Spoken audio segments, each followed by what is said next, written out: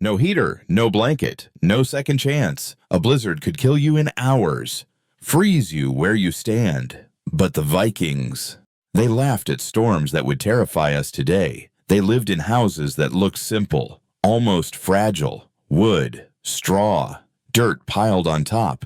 From the outside, just a hut in the snow. But inside was different.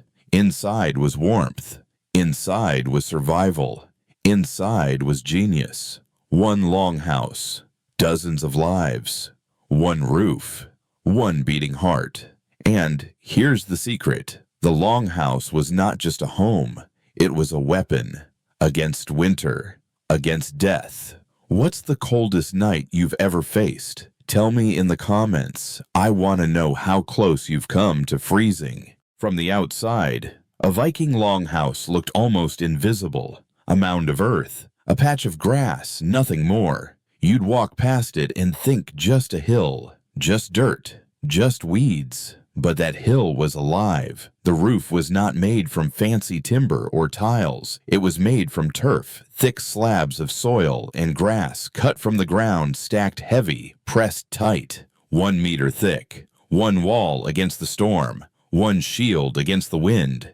The turf held heat and kept snow out and turned the biting cold into something bearable. It was nature's insulation before the word insulation even existed. And here's the secret. No industrial wood, no modern bricks, no chemical foam, only dirt, only grass, only genius.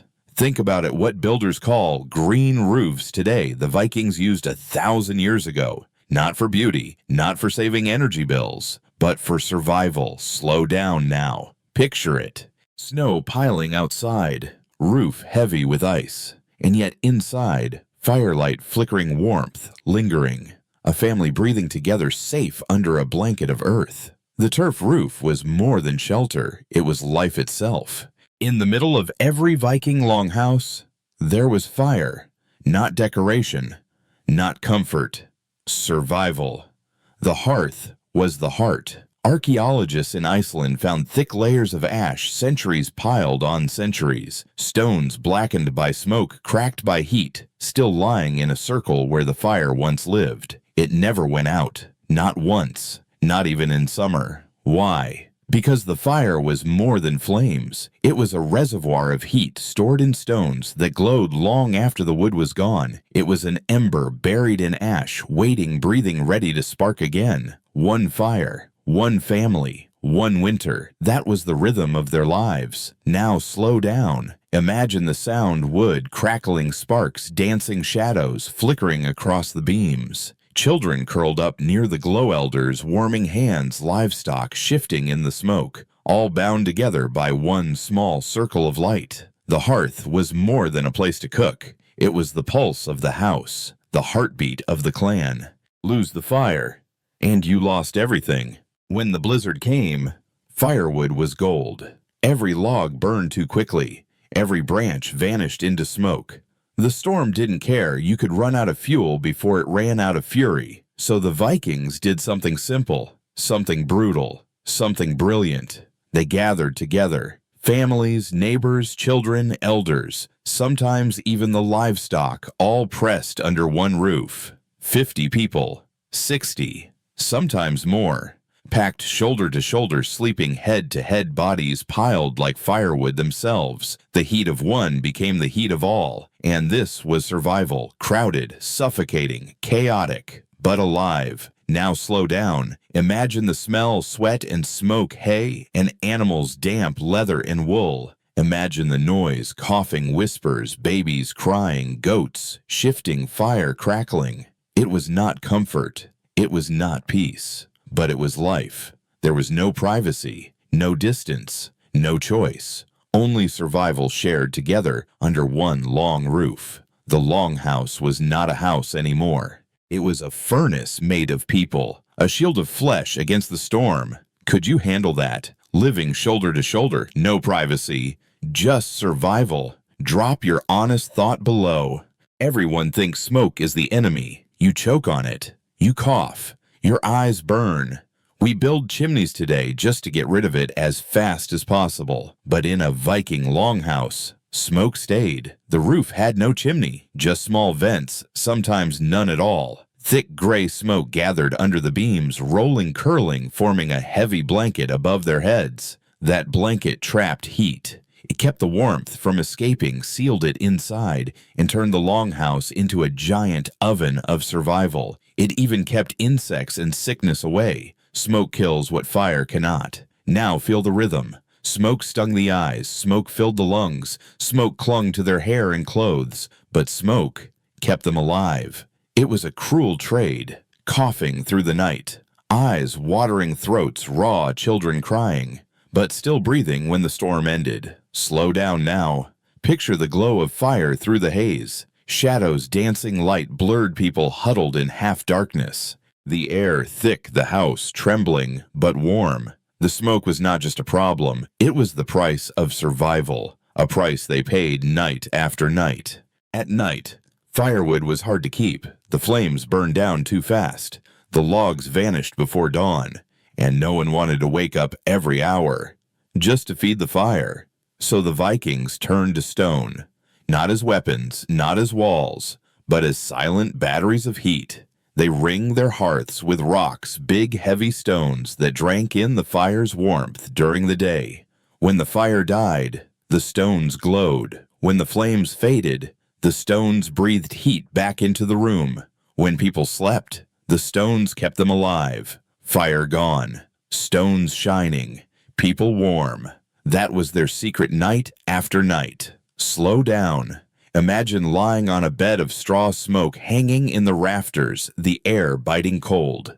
You pull your cloak tighter, but the real comfort comes from the stones, soft warmth radiating, touching your skin, carrying you through the dark. It wasn't magic. It wasn't luxury. It was survival.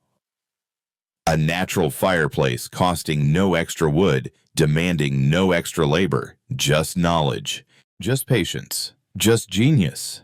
The stones were more than tools, they were guardians of the night. At Ribe in Denmark, archaeologists found the remains of ancient hearths lined with stone cracked by centuries of fire. The stones were not decoration, they were survival. The Vikings knew the night was cruel. Firewood burned out too quickly, and nobody wanted to wake every hour to throw more logs in. So they built smarter. They placed heavy stones around the hearth, letting them soak up the heat while the fire roared. When the flames died, the stone still glowed. When the ashes cooled, the stone still breathed. And when the people slept, the stones whispered warmth through the dark. No need to burn all night. No need to waste precious wood. The stones carried the fire for them. Imagine it lying on straw, wrapped in rough wool, the storm howling outside. The fire is gone, smoke drifting low, yet your skin still feels the quiet pulse of heat. Not from the flames, from the stones. Sleep in the cold, wake in the warmth. That was the payoff. Simple, silent, brilliant.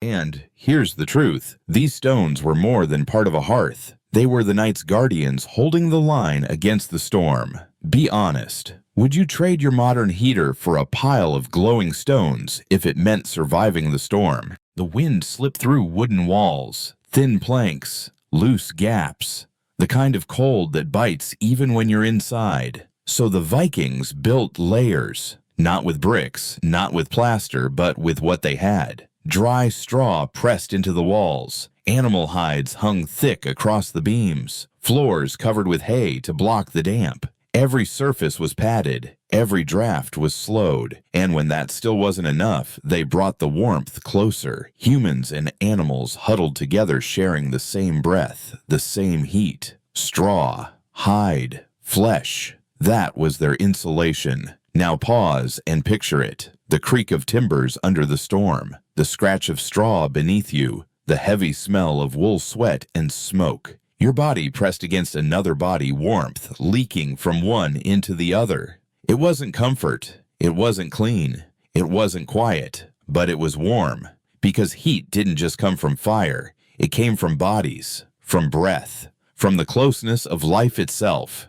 Layer by layer wall, straw-hide human, they built not just shelter, but survival. A fragile house became a living furnace. And the fuel was each other. Imagine it today in America. A blizzard knocks out the grid. The lights flicker. and die. No heating system, no electric blanket, no gas furnace humming in the basement. The cold slips in fast, pipes freeze, windows frost. Your house, your safe place, becomes an icebox. How long could you last? A day, 2 days, a week before the cold takes you. Now remember the Vikings. They had no grid to lose, no switch to flip, no furnace to fail. They survived with firewood turf smoke and each other. It wasn't comfortable. It wasn't pretty, but it worked. Think about that contrast. We panic without power for 24 hours. They endured storms that lasted for weeks. Wood, dirt, smoke, people. That was their technology. That was their survival. And maybe, just maybe, it's a lesson we've forgotten. And here's the real question. If the power went out tomorrow, how long could you last? Tell me in the comments. I'll be reading. The Viking longhouse was never just a house. It was a machine, a living furnace, a community wrapped in walls of wood, earth, and breath. It kept fire alive. It trapped heat inside. It turned cold into survival. For them, it wasn't about comfort. It wasn't about beauty. It was about life shared, stubborn, raw life. Now pause and look around you. Your walls are drywall. Your heat comes from a switch. Your comfort depends on a grid you don't control. What happens if it all goes dark? One storm, 1 week, one blackout. And suddenly the question isn't luxury anymore. It's survival. The Vikings faced that question every single winter, and their answer was simple: build together, endure together, live together. But what about us? If tomorrow the world froze again, if winter came not for a night, but for a season, would your home keep you alive, or would you learn too late what the Vikings already knew?